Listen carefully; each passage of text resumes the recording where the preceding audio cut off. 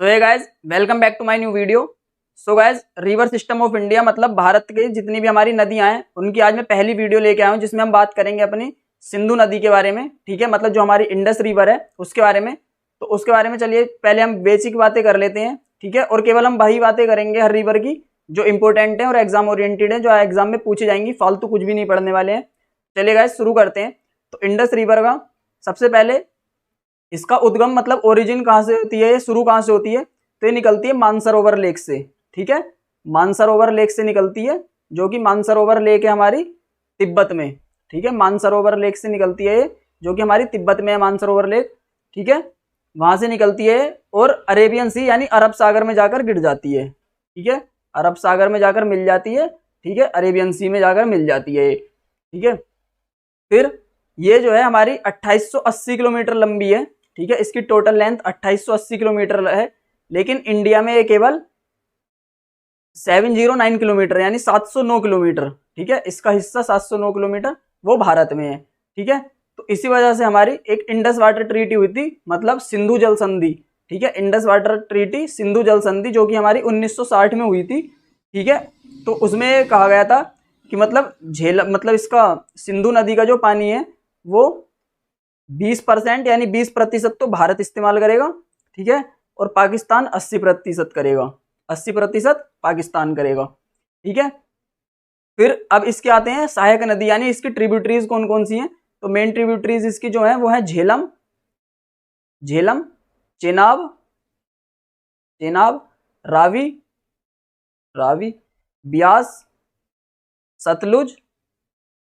ठीक है, सतलुज, झेलम, चेनाब, रावी, ब्यास, सतलुज, जिसमें हमारी चेनाब जो है सबसे बड़ी ट्रिब्यूटरी है इसकी। ठीक है, मतलब लार्जेस्ट ट्रिब्यूटरी, मतलब सबसे बड़ी सहायक नदी इसकी सिंधु नदी की हमारी चेनाब है। ठीक है, चलिए अब आगे इन्हीं मतलब 5 जो इसकी सहायक नदियां इनके बारे में बात कर लेते हैं। तो आगे चलते हैं गाइस। सबसे पहले हम बात करेंगे झेलम की। ठीक है, तो हमारी जो झेलम है, ठीक है, हमारी जो झेलम है इसको वितास्ता बोलते हैं। ठीक है, इसका पुराना नाम वितास्ता, या फिर आप ऐसे बोलिए कि मतलब इसको पुराने लोग वितास्ता के नाम से जानते थे। ठीक है, ये हमारी इसका जो उद्गम होता है मतलब ओरिजिन कहाँ से रहा इसका, तो ये ओरिजिनेटेड होती है मतलब उद्गम होता है इसका वेरीनाग से। ठीक है, वेरीनाग से। ठीक है, 725 किलोमीटर लंबी है ये, 725 किलोमीटर लंबी है ये। ठीक है, और जो हमारी वूलर लेक है, ठीक है, वूलर झील, ठीक है, वूलर लेक यानी वूलर झील, ठीक है, जिसको इंडिया की मतलब भारत की सबसे बड़ी फ्रेश वाटर यानी कि साफ नदी साफ पानी की झील भी बोलते हैं वूलर लेक को। India's biggest fresh water lake. ठीक है, fresh water lake biggest India की है। ठीक है, जो कि हमारी जम्मू एंड कश्मीर में है। इसको भी हमारा जो मतलब इसके अंदर जो पानी जाता है वो झेलम का ही जाता है। ठीक है, मतलब ये बोल सकते हैं कि ये जो है झेलम के पानी से ही बनी हुई है वूलर लेक जो हमारी, इसमें झेलम का ही पानी जाता है। ठीक है गाइज, तो अब करते हैं फिर नेक्स्ट हम बात करेंगे चेनाब नदी के बारे में। ठीक है, चेनाब अगली सहायक नदी है चेनाब। तो चेनाब जो है मैंने जैसे अभी आपको बताया, चेनाब लार्जेस्ट ट्रिब्यूटरी यानी सबसे बड़ी सहायक नदी है इसकी, लार्जेस्ट ट्रिब्यूटरी। ठीक है, सबसे बड़ी सहायक नदी है। ठीक है, जो कि हमारी उद्गम इसका कहाँ से होता है, ओरिजिनेट कहाँ से होती है, तो ये इसका उद्गम होता है बारालाचाला पास से। ठीक है, बारालाचाला पास यानी बारालाचाला दर्रे से। ठीक है, जो कि हमारा हिमाचल प्रदेश में, ठीक है, हिमाचल प्रदेश में है। और इसका दूसरा नाम अस्किनी है, अस्किनी। ठीक है, इसका दूसरा नाम अस्किनी है। और दो मतलब दो नदियां जो चंद्र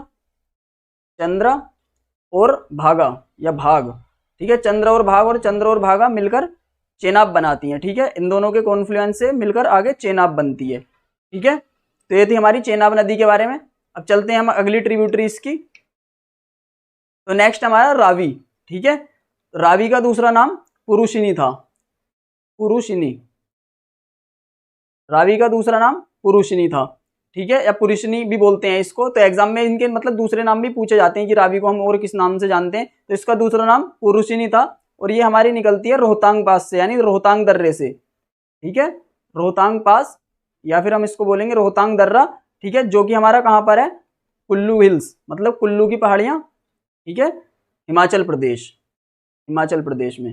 ठीक है, तो ये तो हमारा रावी, मतलब बहुत छोटी छोटी और शॉर्ट वीडियो और मतलब हल्की हल्की बातें कर रहे हैं हम इनके बारे में, जो कि एग्जाम ओरिएंटेड है, एग्जाम में पूछी जाती हैं। ठीक है, डिटेल में पढ़ने को तो फिर आप यूपीएससी की तैयारी कर रहे हो तभी आपके लिए फायदेमंद है, वरना कोई फायदा नहीं है फालतू पढ़ने को।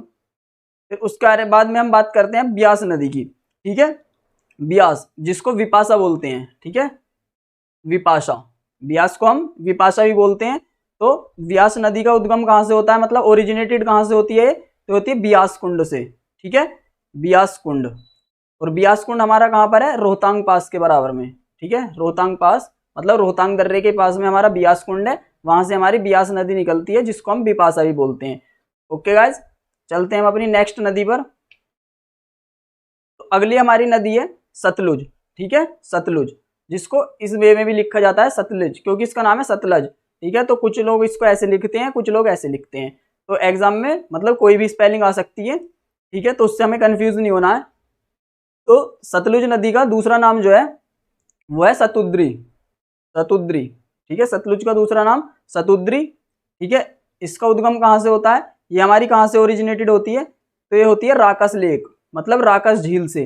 ठीक है, राकस झील जो कि हमारी किसके पास है, मानसरोवर झील के पास है, मानसरोवर लेक के पास। ठीक है, हमारी एक राकस लेक है, मतलब राकस झील है, वहां से इसका उद्गम होता है। मानसरोवर लेक मैंने अभी आपको बताया था, ये तिब्बत में है। ठीक है, ये हमारी तिब्बत में है, यहाँ से हमारी सतलुज नदी का उद्गम होता है। ठीक है, और ये सतलुज जो है, जैसे कि मैंने आपको बताया, राकस लेक से निकलती है। ठीक है, तिब्बत से, तो ये हमारी आउटसाइड इंडिया। ठीक है, तो एग्जाम में ये क्वेश्चन आया था एक बार कि मतलब सिंधु नदी की ऐसी कौन सी सहायक नदी है, मतलब इंडस रिवर की ऐसी कौन सी ट्रिब्यूटरी है जो भारत के बाहर से निकलती है, या भारत के बाहर से मतलब उद्गम होता है उसका, तो वो हमारी यही है सतलज, जो कि आउटसाइड इंडिया यानी भारत के बाहर से आती है। ठीक है, अब ये मतलब भारत के बाहर से उद्गम होती है, तो ये हमारे भारत में कहाँ से एंटर करती है, तो ये भारत में हमारा हिमाचल प्रदेश से एंटर करती है। ठीक है, हिमाचल प्रदेश से एंटर करती है, और हिमाचल प्रदेश में भी किस जगह से, तो मैं आपको बता दूं, ये सिपकिला दर्रा, जो सिपकिला पास है हमारा, शिपकिला, शिपकिला पास यानी शिपकिला दर्रा है, उसके पास से या फिर उससे अंदर आती है भारत। ठीक है, हिमाचल प्रदेश से।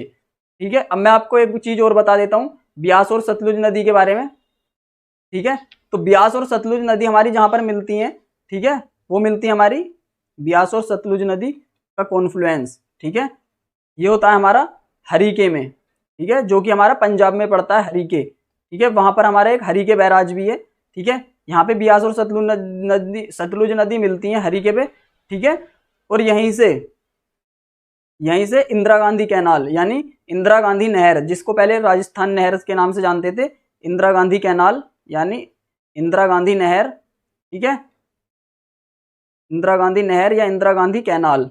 ठीक है, इंदिरा गांधी कैनाल भी हमारी ब्यास और सतलुज के पानी से ही मिलकर बनी हुई है। ठीक है, जो कि हमारी इंडिया की सबसे लंबी नहर या सबसे लंबी कैनाल है, लॉन्गेस्ट कैनाल या फिर लॉन्गेस्ट या सबसे बड़ी नहर। ठीक है, सो गाइज ये थे हमारे इंपॉर्टेंट पॉइंट्स हमारी सिंधु नदी के बारे में। ठीक है, नेक्स्ट हम बात करेंगे अपनी गंगा नदी के बारे में, गंगा रिवर के बारे में। ठीक है, तब तक के लिए अगर आपको वीडियो पसंद आई हो तो वीडियो को लाइक करें, कमेंट करें, शेयर करें, और चैनल को सब्सक्राइब करना बिल्कुल ना भूलें।